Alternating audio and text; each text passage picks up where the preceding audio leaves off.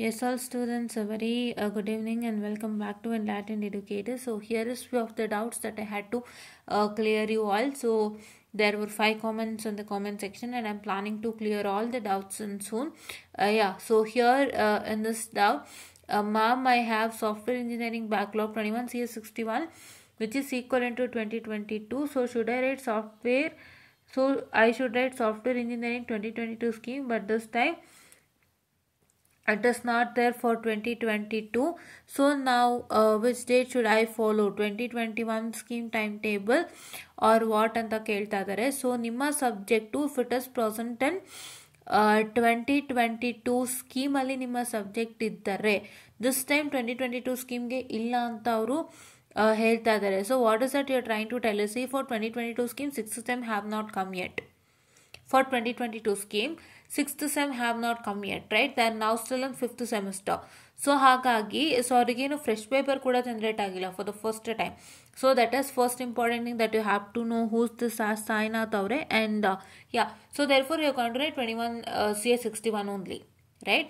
ನೀವು 21 CS61 ಬರೀಬೇಕು. ಒಂದು ನೆನ್ಪಿಟ್ಕೊಳ್ಳಿ, 121 scheme students who are having their exams, okay, backlog exams, please do make sure that you have to remember one thing. Now 2022 scheme and 2022 scheme correctly 5th semester is undergoing, right? 5th semester is undergoing, 6th sem is not yet started, right? So ಹಾಗಾಗಿ ನಿಮಗೆ ಬರೀ 5th sem ತನಕ ಮಾತ್ರ ನಿಮಗೆ mapping ಆಗಿರುತ್ತೆ. 6th sem ಯಾವುದೇ ಕಾರಣಕ್ಕೂ map ಆಗಲ್ಲ. 6th 7th and 8th whatever is your subject code and 6th 7th and 8th, that is 6th sem ಅಲ್ಲಿ ಆಗಲಿ 7th ಸೆಮ್ ಅಲ್ಲಿ ಆಗಲಿ, ಅಥವಾ ನಿಮ್ಗೀಗ 7th ಸೆಮ್ ಕರೆಂಟ್ಲಿ ನಡೀತಾ ಇರೋದಲ್ವಾ, ಸೊ 6th ಸೆಮ್ ಈಗ ತಗೊಳ್ಳೋದಾದ್ರೆ ಸೊ 6th ಸೆಮ್ ಅಲ್ಲಿ ನಿಮ್ಗೆ ಏನ್ ಸಬ್ಜೆಕ್ಟ್ಸ್ ಇತ್ತು ಅದೇ ಸಬ್ಜೆಕ್ಟ್ಗೆ ನೀವು ಎಕ್ಸಾಮ್ ಬರೀತಾರೆ then of getting map to 22 scheme, right? Hope you getting my point. So ನಿಮ್ಗೆ ನೆನ್ಪಿಟ್ಕೊಳ್ಳಿ, ಈಗ 6th ಸೆಮ್ 22 ಸ್ಕೀಮಿಗೆ ಸ್ಟಾರ್ಟ್ ಆಗಲ್ಲ, ಅವ್ರಿಗೆ ಸ್ಟಾರ್ಟ್ ಆಗಕ್ಕೆ ತುಂಬಾ ಟೈಮ್ ಇದೆ. ಸೊ ಹಾಗಾಗಿ ನಿಮ್ಗೆ 21 ಸ್ಕೀಮ್ ಏನ್ ಸಬ್ಜೆಕ್ಟ್ ಇದೆ 6th ಸೆಮ್ದು ಅದಕ್ಕೆ ನೀವು ಎಕ್ಸಾಮ್ ಅನ್ನ ಬರೀತೀರಾ. Fine, okay. ಒನ್ ಥಿಂಗ್ ನಾವು okay, hope you all got it clear. 22 scheme students ಈ ಡೌಟ್ ಕ್ಲಿಯರ್ ಆಗಿದೆ ಅಂತ ನಾನು ಅಂದ್ಕೊಂಡಿದ್ದೀನಿ. ಆ್ಯಂಡ್ ಆ್ಯಂಡ್ ನಾವು time table for 2017 scheme will they allow 2017 scheme equal and subject to. So ಅದು ನಾನು ಹೇಳಿದೆ, ಅದು ಖಂಡಿತ ಅಲೋ ಇರುತ್ತೆ. ಸೊ ಏನಕ್ಕೆ ಅಂತಂದರೆ ಅವರು ಹೊಸದಾಗಿ ಮಕ್ಕಳು ಓದಲಿ ಅನ್ನೋ ಕಾರಣಕ್ಕೆ ಮಾಡಿರೋವಂಥದ್ದು. ಅಂದರೆ ನೀವಿನ್ನೂ ಹಳೇದನ್ನೇ ಓದ್ತಾ ಕೂತಿದ್ರೆ ಏನು ಚೆನ್ನಾಗಿರುತ್ತಲ್ವಾ?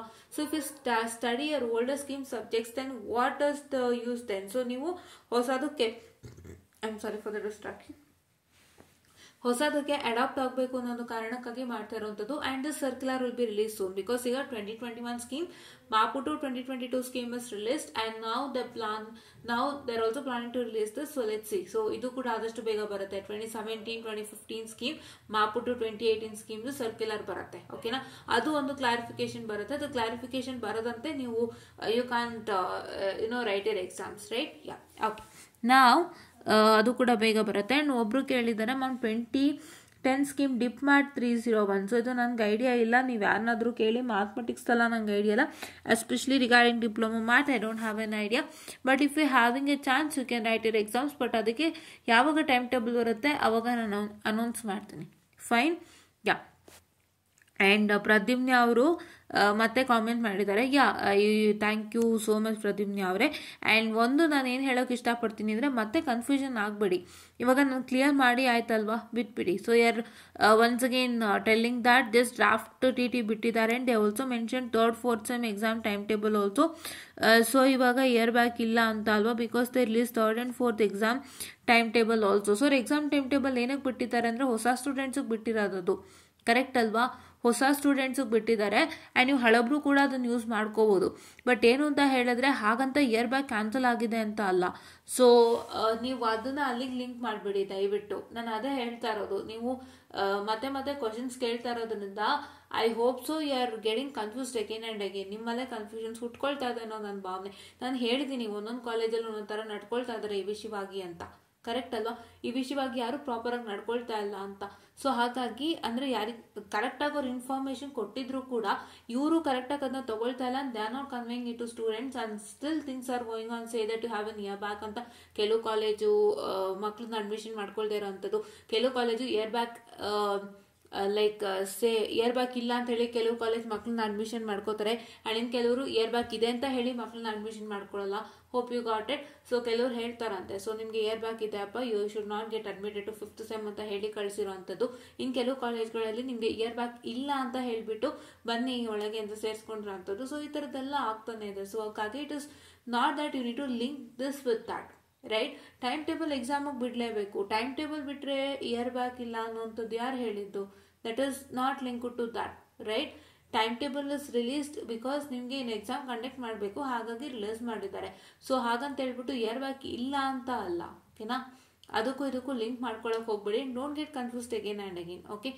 So I am not like telling that ನೀವು ಕಾಮೆಂಟ್ ಮಾಡಬಾರ್ದು ಅಂತಲ್ಲ, ಮಾಡ್ತಾ ಇದ್ದೀರಾ. ಬಟ್ ನೀವು ಅದನ್ನು ಇನ್ನೂ ಒಂದು ದೊಡ್ಡ ಮಟ್ಟಕ್ಕೆ ತೊಗೊಂಡು ಹೋಗ್ತಿದ್ದೀರಾ ಅಂತ, ಅಂದರೆ ದೊಡ್ಡ ಮಟ್ಟಕ್ಕೆ ತೊಗೊಂಡು ಹೋಗಿ ನೀವು ಸ್ವಲ್ಪ ಸಣ್ಣ ಸಣ್ಣ ಕನ್ಫ್ಯೂಷನ್ಸ್ಗಳನ್ನ ಹುಟ್ಟಾಕೊಳ್ತಾ ಇದ್ದೀರಾ ಅಂತ. ದಯವಿಟ್ಟು ಅದನ್ನು ಕರೆಕ್ಟಾಗಿ ನಿಮ್ಮ ಕಾಲೇಜಲ್ಲಿ ಕೇಳಿಕೊಂಡು ಅವ್ರೇನು ಹೇಳ್ತಾರೆ ಅದನ್ನು ಫಾಲೋ ಮಾಡಿ ಆಯಿತಾ. ಅವ್ರೇನಾದ್ರು ಹೇಳಿದ್ರೆ ಇಲ್ಲಪ್ಪ ನಿಮ್ಗೆ ಇಯರ್ ಬ್ಯಾಕ್ ಇದೆ ಅಂತ ಹೇಳಿದ್ರೆ ದಯವಿಟ್ಟು ಅದು ಏನು ರೂಲ್ಸ್ ಆ್ಯಂಡ್ ರೆಗ್ಯುಲೇಷನ್ಸ್ ಇದೆ ಅದನ್ನ ದಯವಿಟ್ಟು ತೋರಿಸಿ. ರೂಲ್ಸ್ ಆ್ಯಂಡ್ ರೆಗ್ಯುಲೇಷನ್ಸ್ ತೋರಿಸಿ ಹೇಳಿ, ಸೊ ಅವರಿಗೂ ಗೊತ್ತಾಗುತ್ತೆ. So that everything will go on good, okay. So ಇದೊಂದು, ಸೊ ಇದನ್ನ ಅದಕ್ಕೆ ಲಿಂಕ್ ಮಾಡಬೇಡಿ, ಓಕೆನಾ. This is what is all for today. And ದಯವಿಟ್ಟು ಯಾರೂ ಈ ಥರ ಕನ್ಫ್ಯೂಷನ್ಸ್ ಒಳಗಾಗಬೇಡಿ, ಬಿಕಾಸ್ ಇದು ಸ್ವಲ್ಪ ಪ್ರಾಬ್ಲಮ್ಮೇ ಇದೆ.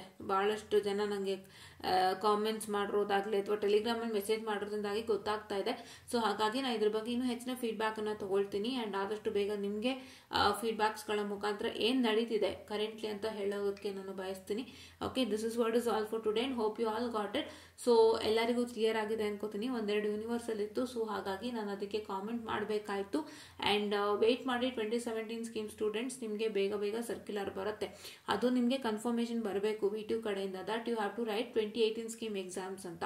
ಈ ಸಲಿನೂ ಅದು ಅಪ್ಲಿಕೇಬಲ್ ಅಂತ ಬಂತು ಅಂತಂದರೆ ಖಂಡಿತವಾಗಿ ನೀವು ಅದನ್ನು ಓದ್ಬೋದು. ಇಲ್ಲಾಂದರೆ ಸುಮ್ಮನೆ ನಿಮ್ಗೆ ಅದು ಪ್ರಾಬ್ಲಮ್ ಆಗುತ್ತೆ. ಸೊ ಅದು ಬರೋ ತನಕ ವೆಯ್ಟ್ ಮಾಡಿ. 2021 ಬಂದಿದ್ದೆ, ಆದಷ್ಟು ಯುಟಿಲೈಸ್ ಮಾಡ್ಕೊಳ್ಳಿ ಅಂತ ಹೇಳ್ತಾ, so I just want the short and sweet session and thank you.